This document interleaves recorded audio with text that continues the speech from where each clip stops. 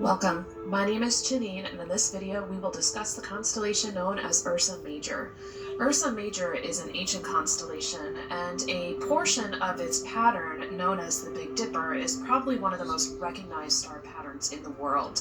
This constellation is very useful when trying to find other constellations, particularly Ursa Minor, the constellation that contains Polaris, the North Star. First, let's get a broad overview of this constellation. As I stated before, it's a very ancient constellation that dates far back in human history. The name Ursa Major is Latin for Great Bear, and it has a variety of names associated with it, including the Big Dipper, the Wagon, the Plow, Otava, and the list goes on, and they vary depending upon culture and place. Ursa Major is the third largest constellation in the sky, so it's pretty easy to find simply because it has the Big Dipper asterism located in it. But what most people don't know is that it really is a much larger constellation that takes up a good portion of the sky. So when can you see it? Ursa Major can be seen all year round in the northern hemisphere, and the best way to find it is to look for the asterism known as the Big Dipper, right here. This is a very important constellation because it points to so many other star patterns in the sky. It's particularly useful when trying to find Polaris because you use the pointer stars to point you towards the North Star. Now let's review the pattern of Ursa Major and how to find it in the sky. So here's the official star map of Ursa Major, and as you're taking a look at it, hopefully you notice the 7 brightest stars make up the asterism known as the Big Dipper. But the Big Dipper is only a part of the pattern within the larger constellation of Ursa Major. Remember, Ursa Major is the third largest constellation in the sky, so it takes up a large portion of the night sky. Now, let's see if we can try to identify it. So as you look at this photo, you probably can point out the Big Dipper right here.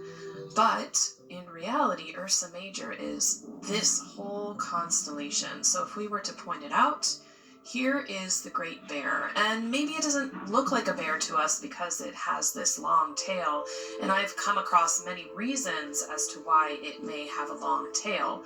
Most bears, as we know, don't have a long tail, but in this depiction it does. But I've also seen a depiction of Ursa Major like this, and maybe we could see this would be a bear's head, this could be a saddle on its back, and these are its legs as well. So just one possibility of a possible star pattern that I've seen.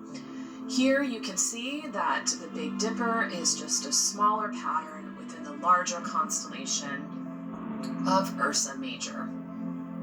The Big Dipper is such an important star pattern because it can be used to point out many constellations in the sky. In this example, these 2 stars are called the pointer stars, and they point right towards Polaris, which is the North Star.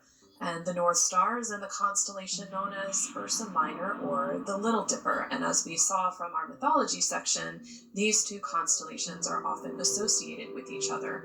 So let's get some practice. Here we can see the Big Dipper is located all the way towards the left side of this photograph. Can you find the pointer stars? And can you use them to lead you towards Polaris? Polaris is the bright star that's right in the center of this photograph. And sometimes I've heard people say, I thought the North Star was the brightest star in the sky, and it's actually not. But anyways, it's an important star because it never moves in the sky, or at least it never appears to. So here is the Big Dipper, it points to Polaris, and then here is the rest of Ursa Minor. If we were to point these constellations out, here we go, and we also notice that we can't see the entire constellation of Ursa Major in this photograph. We're only seeing a portion of it right here.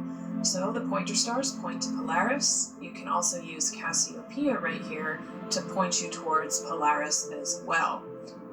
And if you wanted to see some of the other constellations, here we have Cepheus right here, which is located next to Cassiopeia.